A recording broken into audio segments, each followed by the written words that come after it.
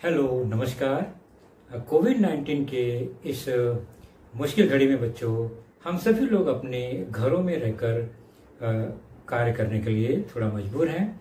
लेकिन मुंबई महानगर पालिका ने आपको घर बैठे ही पढ़ाने या यूं कहें अध्ययन करने का एक मौका दिया है, जो कि हमारे महानगर पालिका के चैनल द्वारा आपको वीडियो के रूप में लेसन प्रसारित किया जाएगा। और उस लेसन के जो विषय हैं वो आपके स्क्रीन पर दिखाई देंगे और उसके टॉपिक भी आपको स्क्रीन पर ही दिखाई देंगे। तो चलिए शुरू करेंगे हम आज का अपना लेसन।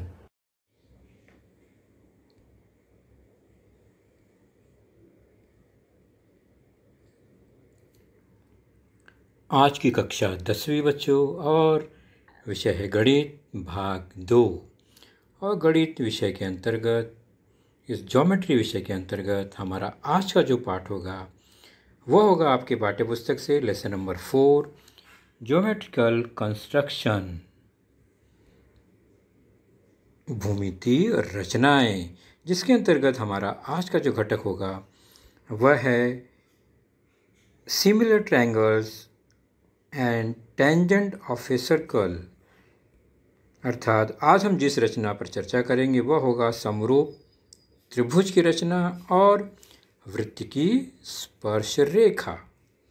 और मैं हूं आपका वर्चुअल मार्गदर्शक Ajay Kumar Maurya, MCGM virtual classroom Dadar से। तो बच्चों, जब भी हम भूमिति रचना की बात करते हैं तो रचना के लिए प्रत्यक्ष कृति करना पड़ता है, यानी वो करके ही समझना जाता है। इसलिए आप भी अपना कंपास बॉक्स, अपना नोटबुक, अपना टेक्स्ट बुक बिल्कुल सामने रखिए और हो सके तो जैसा जैसा बताया जा रहा है उसको ध्यान से नोट कीजिए और फिर स्वयं कृति करके सीखिए। तो प्रमुख साहित्य कौन कौन से होने चाहिए आपके स्क्रीन पर दिख ही रहा है हमारे कंपास में, जो कि भूमिति रचना के लिए बहुत उपयोगी है, जरूरी है। पहला है गोला प्रकार, लंगड़ा प्रकार या प्रकार। दूसरा है मापन पट्टी स्केल। तीसरा है चांदा, कोण मापक D। और सबसे ज़रूरी पेंसिल, एक बढ़िया नुकीला पेंसिल होना चाहिए हमारे पास।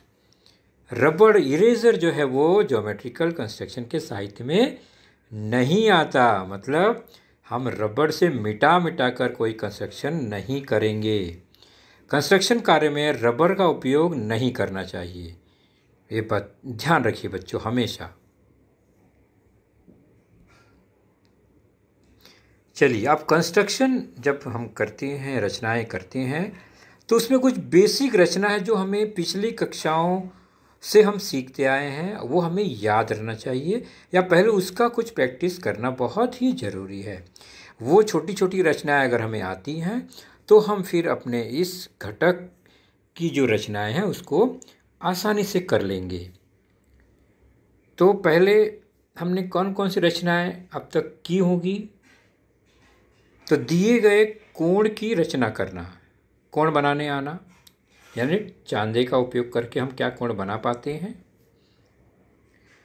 दी गई रेखा का लंब समद्विभाजक खींचना, क्या कोई रेखा दिया गया है उसका लंब समद्विभाजक हम खींच सकते हैं?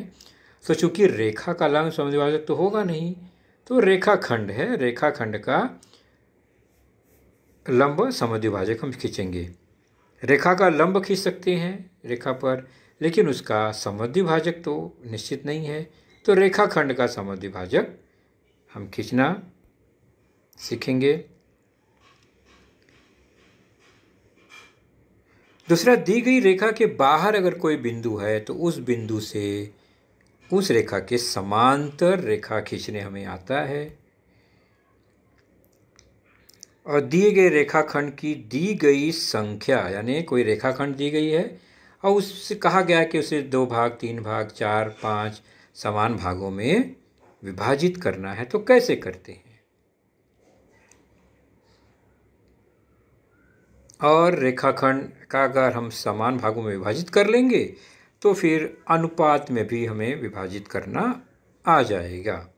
तो ये कुछ प्रमुख रचनाएं जो हमने पहले सीखा है। फिर ये सब आने के बाद त्रिभुज की रचना, चतुर्भुज की रचना, वृत्त की रचना, ये सब धीरे धीरे प्रैक्टिस से आ जाता है। तो सबसे पहला एकदम शुरुआती है रेखाखंड की रचना करना। अगर आपको कह दिया जाए कि एक रेखाखंड ए बी बनाइए, 5.7 सेंटीमीटर लंबी होनी चाहिए, तो आप कैसे बनाएंगे? तो सिंपल से आप पट्टी लेंगे, ये आपको पता ही है। पट्टी के शून्य पर पेंसिल रखेंगे और 5.7 जहाँ है वहाँ तक ले जाएंगे। बन गई है रेखाखंड और इसकी लंबाई है, माप कर ही देखा हमने, 5.7 centimetre, 5.7 centimetre, segment A B. तो रेखाखंड की रचना, ये सब प्रैक्टिस बहुत ज़रूरी है, मतलब सफाई के लिए कि क्लीन बनना चाहिए, सीधी रेखा होनी चाहिए, पट्टी किस तरह रखना चाहिए, पेंसिल कैसी होनी चाहिए, ये सब बहुत क्लियर होना चाहिए। क्योंकि हमें 10वीं के एग्ज़ाम में, बोर्ड के पेपर में अच्छे मार्क्स भी लाने हैं, तो गलतियां नहीं होनी चाहिए और आकृति एकदम क्लीन दिखना चाहिए। रबर से मिटाए हुए आकृति पे नंबर नहीं मिलते। कोण की रचना, अगर कोण का माप दिया है और कोण बनाना हो तो कैसे बनाएंगे? तो एक रेख ए बी दिया गया है, मान लो 5.7, और उस पर एक कोण बना है, कोण ए बी सी 55 अंश का। कैसे बनाएंगे फिर? तो सबसे पहले रेख यानी रेखाखंड खींचेंगे 5.7 का, जैसा कि हमने अभी सीखा कैसे बनाते हैं रेखाखंड। उसका नाम दे देंगे ए बी, और कोण ए बी सी 55 है, तो ए बी तो दिया गया है, सी कहीं और है, तो बी पर कोण बना है, इसका मतलब हमारा कोण मापक बी पर रखना होगा। ये 5.7 सेंटीमीटर रेखाखंड है ही है। कोण मापक के मध्य बिंदु को और नीचे दिए गए समांतर रेखा को रेखाखंड के समांतर रखेंगे, मध्य बिंदु को शीर्ष बिंदु पर रखेंगे, अंत बिंदु पर रखेंगे रेखाखंड के। और चूंकि रेखाखंड के राइट साइड में हमने डी रखा है, चांदा रखा है, तो उसकी गिनती लेफ्ट साइड से 0 से शुरू होगी और लेफ्ट साइड से गिनेंगे 10, 20, 30, 40, 40 के बाद 50, 50 के बाद 60, 50, 60 के बीच में 55 है, वहाँ बिंदु का निशान लगा देंगे और डी हटाकर बी और उस बिंदु को मिला देंगे।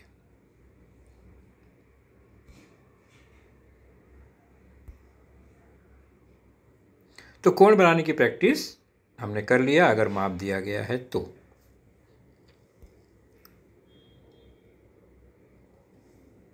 इस तरह से ये कोण एबीसी हमारा बन गया, जो कि 55 अंश का है, हमने माप कर ही बनाया है। जहाँ जहाँ आवश्यक है वहाँ पर हम तीर का निशान लगा देते हैं। कोण एबीसी 55 अंश। अब है रेखा पर स्थित बिंदु से रेखा पर लंब खींचना, यानी वह बिंदु रेखा पर है, तो ये कोई रेखा है, मैं उसमें ये माप की जरूरत तो नहीं है, मैं उस पर कोई बिंदु बना दे रहा हूँ। पट्टी की भी जरूरत यहाँ नहीं थी अभी, पट्टी केवल रेखा बनाने के लिए थी, मापन के लिए जरूरत नहीं थी। क्या करेंगे? बिंदु Q से अगर लंब खींचना है इस रेखा पर, तो गोला प्रकार का नोक जो है वो Q पर रखेंगे और Q के लेफ्ट और Q के राइट में एक चाप लगाएंगे, ये लेफ्ट में और ये राइट में, दोनों तरफ से निशान लग गया एक ही चाप से, एक ही माप से। अब उसी चाप को जहाँ वो रेखाखंड से प्रतिच्छेदित है, उन दोनों बिंदुओं पर फिर गोला प्रकार का नोक रखेंगे और रेखा के ऊपर और नीचे चाप लगाएंगे। जैसे हमने राइट साइड के चाप पर रखा नोक, तो एक चाप ऊपर एक चाप नीचे लगाएंगे, नीचे ऊपर इस तरह चाप लगाएंगे घुमाकर, तो चाप का निशान कुछ इस तरह से आएगा। ठीक उसी प्रकार लेफ्ट साइड पे जो ये बिंदु है वहाँ पर भी हम गोला प्रकार रखेंगे और चाप लगाएंगे। कैसे लगाएंगे आपको पता चल गया, इसलिए यहाँ पर मैं सीधे चाप बनाता हूँ। तो ये चाप इस तरह से बनेगा। तो आप देख रहे हैं क्यू के ऊपर की तरफ और क्यू के नीचे की तरफ दोनों चाप प्रतिच्छेदित कर रहे हैं। उन दोनों प्रतिच्छेदन बिंदु को मिला देंगे पट्टी की सहायता से।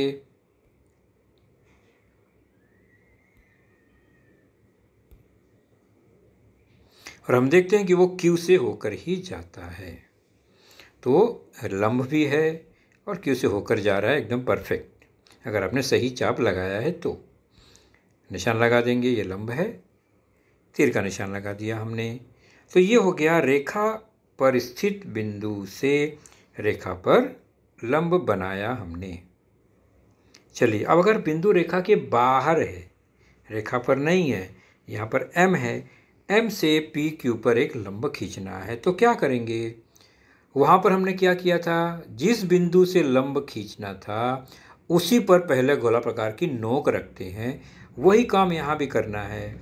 M से अगर हमें लंब खींचना है तो गोला प्रकार की नोक को M पर ही रखना होगा और चाप इतना लंबा हो कि वो रेखा PQ को दो बिंदुओं पर काट दे। जैसे ये इस तरह से, और हमने चाप लगाया और दो बिंदु पर काटा।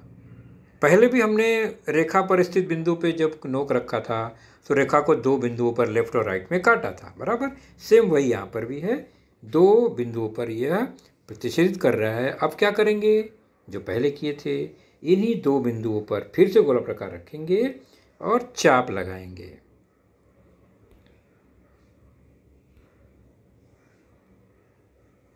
तो एक बार लेफ्ट में रखा और चाप लगा दिया हमने। चाप नीचे, चाप ऊपर, इस तरह से लगेगा। लेफ्ट में राइट में रख के एक नीचे चाप। ठीक उसी प्रकार ये चाप लग गया। अब प्रतिच्छेदन बिंदु से M को मिला देंगे।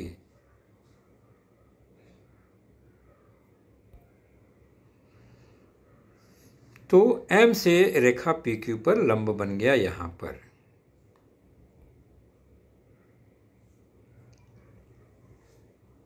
तो ये रेखा के बाहर स्थित बिंदु से हमने लंब खींचा। MN लंब PQ। अब है दी गई रेखाखंड का लंब समद्विभाजक खींचना। रेखाखंड का, तो रेखाखंड का ही हम दो भागों में बांट सकते हैं ना। तो ये रेखाखंड है कोई भी, इसको समद्विभाजित करना है। तो इसके अंत बिंदु पर इस तरह गोला प्रकार रखेंगे कि उस चाप की लंबाई इस रेखाखंड के आधे से अधिक हो, अंदाज लगाकर। तो हमने Q पर अगर चाप रखा, देख रहे हैं ये चाप की लंबाई इस रेखाखंड के मध्य बिंदु से बड़ा ही है, दूर है। तो हमने चाप लगाया। सेम वही ऊपर नीचे चाप आपने सीखा, इस तरह से नीचे भी और ऊपर भी चाप लगेगा।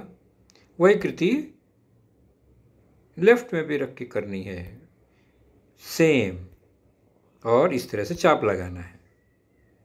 आप क्या करेंगे, दोनों चाप को जोड़ देंगे, प्रतिच्छेदन बिंदु को जोड़ देंगे।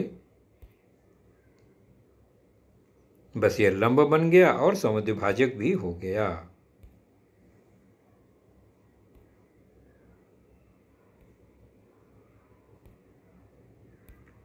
माप के देख लेंगे तो ये आधे हाथ पर हो जाएगा, समद्विभाजक हो गया। बाद में आवश्यकता अनुसार उसको उचित नाम दे देते हैं। अब है रेखा के बाह्य बिंदु से रेखा के समांतर रेखा खींचना।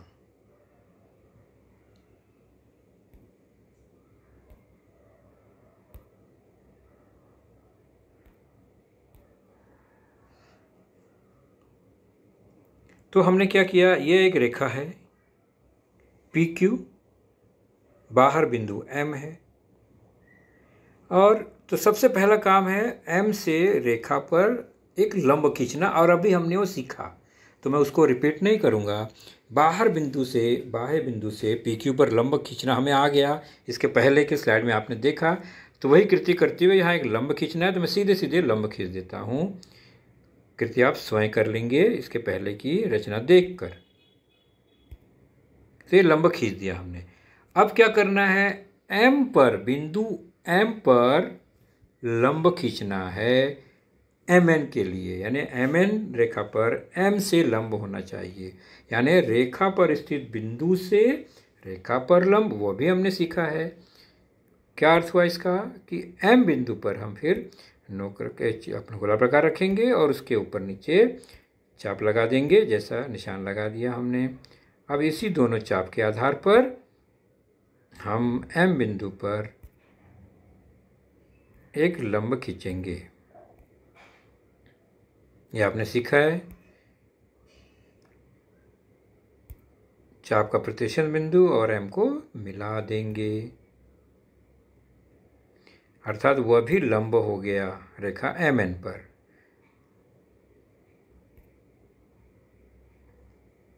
तो इस तरह से ये जो रेखाएं हैं वो समांतर हो जाएगी,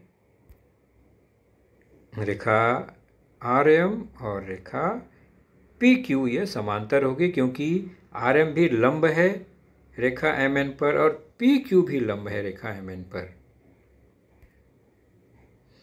line R M is parallel to line P N और लाइन पी क्यू। तो इस तरह से रेखा के बाहर स्थित बिंदु से हमने समांतर रेखा खींचा। रेखाखंडों को समान भागों में विभाजित करना। कोई रेखाखंड दिया गया है, उसको समान भागों में बांटना है, तो हर माप हम पट्टी की सहायता से तो नहीं नाप सकते। तो कैसे नापेंगे, जैसे 8 सेंटीमीटर रेखाखंड को 5 भागों में बांटना है, तो 5 भागों में बांटने के लिए दशमलव में आएगा, उसको माप लेना थोड़ा कठिन होगा।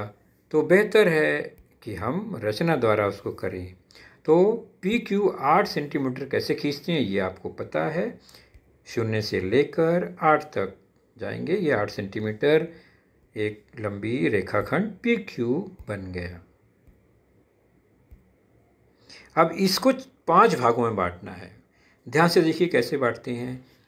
सबसे ज़रूरी बात ध्यान रखिए, अगर ये ऐसे रेखाखंड को हमें भागों में बांटना है तो P और Q दोनों पर समान कोण बनाने होंगे। एक कोण ऊपर की तरफ, एक और एक कोण नीचे की तरफ, यानी P बिंदु पर हम ऊपर की तरफ कोण बनाएंगे तो Q बिंदु पर नीचे की तरफ बनेगा, या P पर अगर नीचे की तरफ बनाएंगे तो Q की तरफ ऊपर की तरफ कोण बनेगा, उसी माप का, लेकिन बिना कोण मापक की सहायता से। कैसे बनाएंगे, ये हमने कोण बना दिया अंदाज से।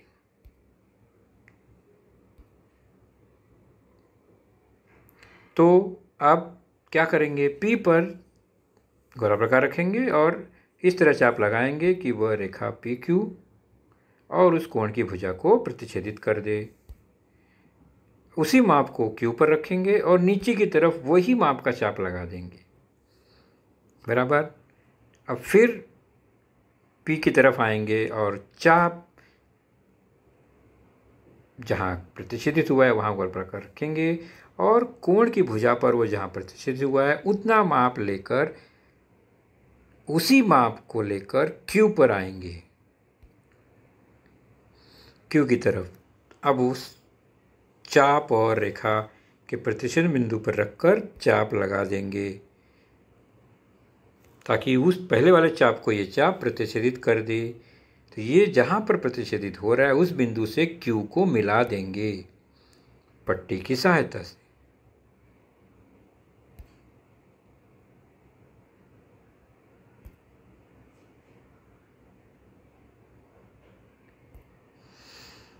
तो यह कोण बन गया, समान कोण ऊपर और नीचे का ये सर्वांगसम कोण बन गया। अब हमें क्या करना है, महत्वपूर्ण स्टेप, P बिंदु और Q बिंदु से जो कोण की भुजाएं हैं ऊपर और नीचे, वह उस पर किसी भी माप का अंदाज लेकर हम 5 चाप लगाएंगे, क्योंकि देखिए 5 भागों में बांटना है तो 5 चाप लगाएंगे। कैसे? पहले क्यू पर हमने गोला प्रकार रखा, डिस्टेंस उसका छोटा कर दिए थोड़ा। बहुत बड़ा बड़ा चाप लगाएंगे तो बहुत लंबा दूर तक जाएगा, छोटा छोटा चाप लगाते हैं। तो एक चाप लगाया इस तरह से, फिर उस निशान के ऊपर जो चाप लगाया हमने उसी पर गोला प्रकार रखेंगे ऐसे। फिर से देखिए क्या किया हमने। पहले हमने एक निशान लगाया भुजा पर, फिर उसी निशान पर गोला प्रकार रखा, दूसरा निशान लगाया, फिर उसी निशान पर गोला प्रकार रखा, तीसरा चाप लगाया, तो 3 हो गए। इसी तरह हम चौथा, पांचवा लगा देंगे। आ गया समझ में कृति? वैसी कृति क्यू से जो भुजा गई है उस पर भी करेंगे। क्यू पर रखा, एक चाप लगाया, फिर उस चाप पर रखा, दूसरा चाप लगाया। ऐसे ही हम क्या करेंगे, चाप को आगे लगाते जाएंगे। दूसरा, तीसरा, चौथा, 5 चाप लगाना है, 5 समान भागों में बांटना है। 1 2 3 4 5। तो ये 5 चाप बन गए। अब क्या करना है, तो P पर जो भुजा है, मतलब P बिंदु से Q पर जो भुजा है उसका आखिरी निशान आखिरी चाप से जोड़ेंगे। इस तरह से P से शुरू करेंगे और इसका आखिरी बिंदु जो चाप का निशान है उससे मिला देंगे।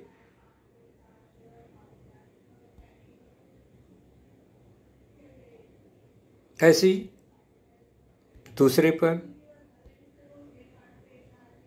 को जोड़ देंगे। चाप के निशान को इस तरह से जोड़ते जाएंगे इसी क्रम में। तो देख रहे हैं ना, 4 समान समान चाप है, इसलिए वो सब समांतर रेखा ही बनी है, यानी समान समान दूरी पर ही हैं। तो वो पी क्यू को 5 भागों में बांट दिया इसने। देखो 5 टुकड़े बन गए। हमने माप के नहीं बनाया, हमने अंदाज से बनाया। चेक कर लेते हैं क्या हमारा सही है। तो आप देखिए हर बिंदु के बीच की दूरी कितना है, देखा आपने 1.6 सेंटीमीटर है, जो भी क्रमिक 2 बिंदु हैं। अब जोड़ देंगे तो 8 सेंटीमीटर के बराबर ही होगा हमारा जो मूल रेखाखंड है। चलिए ये सब बेसिक चीज़ें थी। अब हम चलते हैं अपने घटक की ओर। समरूप त्रिभुजों की रचना, कंस्ट्रक्शन ऑफ सिमिलर ट्रायंगल्स, अर्थात एक ट्रायंगल हमें बनाना है, उसी के समरूप दूसरा ट्रायंगल भी बनाना है। तो कौन कौन से माप दिए होंगे और कैसे हम बनाएंगे। सीधे चलते हैं प्रश्न संग्रह 4.1 पेज 696। तीसरा प्रश्न देखेंगे।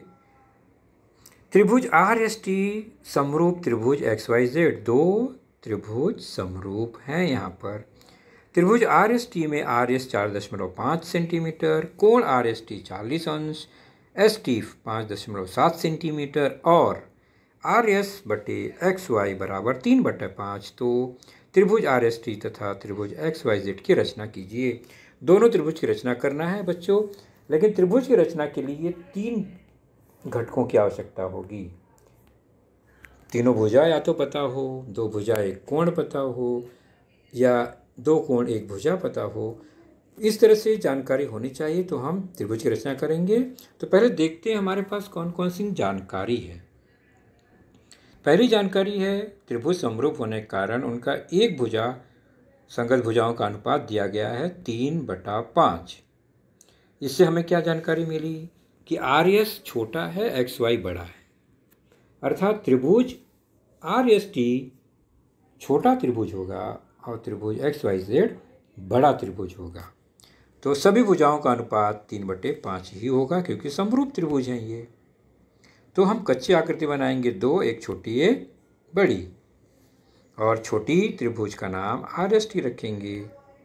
ये कच्ची आकृति है बिना माप का, केवल अंदाज के लिए कि शुरुआत कहाँ से करें। अब उसमें क्या क्या दिया गया प्रश्न में, दिया गया है आर एस 4.5, एस टी 5.7 दिया गया है और कोण जो एस है वो 40 अंश ये दे दिया गया है एक त्रिभुज का। इसी जानकारी से हम चलते हैं दूसरे त्रिभुज का माप ज्ञात करते हैं। तो आर एस 4.5 दिया गया है, एक्स वाई हम निकाल लेते हैं इस अनुपात के द्वारा 3/5। तो एक्स वाई बराबर 4.5 गुणे 5/3। इस समीकरण को हल करेंगे तो आ जाएगा 7.5 X Y equal to 7.5 centimetre. हमें मिला दूसरे त्रिभुज की एक भुजा का माप। कौन से त्रिभुज की? ये मिल गया एक्स वाई 7.5। ठीक इसी प्रकार हम चलेंगे संगत भुजाओं के अनुपात को लेकर। तो एस टी और वाई जेड जो है, जो एस टी का मान दिया गया है संगत भुजा वाई जेड, उसका अनुपात भी 3/5 ही होगा क्योंकि दोनों त्रिभुज समरूप है। तो चूंकि एस टी दिया गया है 5.7, उसी का उपयोग करते हुए समीकरण बनाएंगे और वाई जेड का मान ज्ञात करेंगे। वाई जेड आ जाएगा, आप स्वयं हल कर लेंगे तो आएगा वह 9.5 सेंटीमीटर। ये क्या है? Y Z. तो दूसरी त्रिभुज की भी दो भुजा मिल गई और चूंकि कोण त्रिभुज समरूप है तो कोण तो 40 ही होगा उसका भी। कोण के माप समान होते हैं, सर्वांग सम होते हैं समरूप त्रिभुजों के, संगत कोणों के।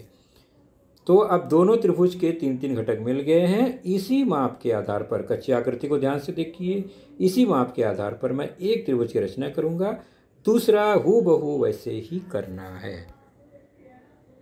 चलिए पहले हम त्रिभुज आर एस टी की ही रचना करते हैं। पहले एस टी जो है 5.7 लिखा है, पहले उसी को बनाएंगे। 5.7 सेंटीमीटर हो गया हमारा एस टी। अब एस पर 40 अंश का कोण बनाएंगे। कोण कैसे बनाएंगे 40 अंश का? चांदा रखेंगे, लेफ्ट में चांदा रखा है रेखाखंड के, तो राइट से शुरू करेंगे। और 40 डिग्री कहाँ है? आप देख रहे हैं 0, 10, 20, 30, 40, ये निशान लगाया हमने। और फिर एस और इस बिंदु को जोड़ देंगे पट्टी की सहायता से। भुजा थोड़ी लंबी खींच देंगे तो कोण बन गया 40 अंश का ये।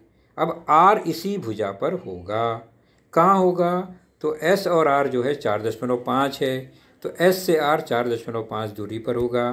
तो इसका मतलब हमें एक ऐसा चाप लगाना होगा एस से जो 4.5 का हो। तो हमने इसको 4.5 माप के चाप को और यहाँ पर लगा दिया। ये चाप 4.5 का होगा, पट्टी से नाप कर ही बनाएंगे। चाप लगा दिया तो ये आर बन गया। अब आर और टी को जोड़ देंगे, यानी उस चाप को दूसरे अंत बिंदु से जोड़ देंगे।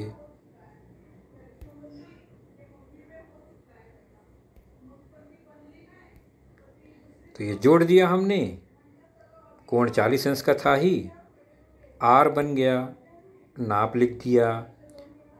तो यह त्रिभुज जो था हमें जिसकी जरूरत थी, अभिष्ट त्रिभुज आर एस टी, वह पूरा हो गया। सारे माप बराबर हो गए।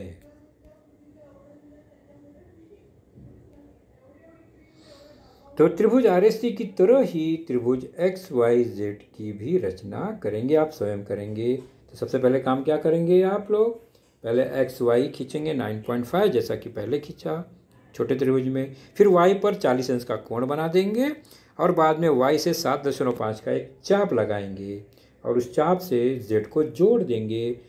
त्रिभुज एक्स वाई जेड भी तैयार हो जाएगा। तो ये हो गई त्रिभुज की रचना। एक प्रैक्टिस हुआ हमारा। दूसरा हम प्रैक्टिस करते हैं स्पर्श रेखा की रचना, कंस्ट्रक्शन ऑफ टेंजेंट।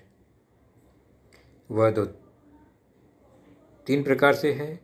पहला है केंद्र का उपयोग करके स्पर्श रेखा बनाना, दूसरा है बिना केंद्र का उपयोग करते हुए स्पर्श रेखा बनाना, तीसरा है वृत्त के बाहर अगर बिंदु है तो स्पर्श रेखा की रचना करना। पहला दोनों है वृत्त पर है, लेकिन केंद्र का उपयोग करना है और केंद्र का उपयोग नहीं करना है तो कैसे बनाएंगे। और तीसरा जो है वृत्त के बाहरी बिंदु है वहाँ से स्पर्श रेखा कैसे खींचना है।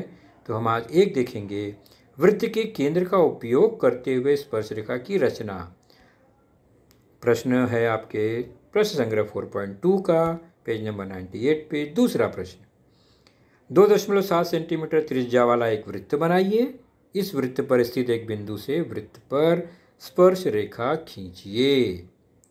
तो वृत्त की स्पर्श रेखा के लिए कच्ची आकृति की कोई आवश्यकता नहीं पड़ती क्योंकि वृत्त तो वृत्त है, त्रिज्या दिया गया है।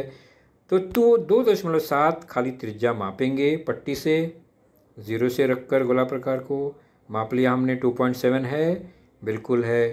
अब हम क्या करेंगे, इसी माप का एक वृत्त बनाएंगे। तो नोक पर केंद्र बन जाएगा, तो यह वृत्त बन गया। अब इसी वृत्त पर हम एक बिंदु लेंगे। कोई एक बिंदु ले लिया हमने P, केंद्र O है ही है। अब P पर स्पर्श रेखा बनानी है तो पहले क्या करेंगे, OP को जोड़ देंगे और थोड़ा बड़ा कर देंगे, यानी इस तरह से एक किरण या रेखा खींच देंगे।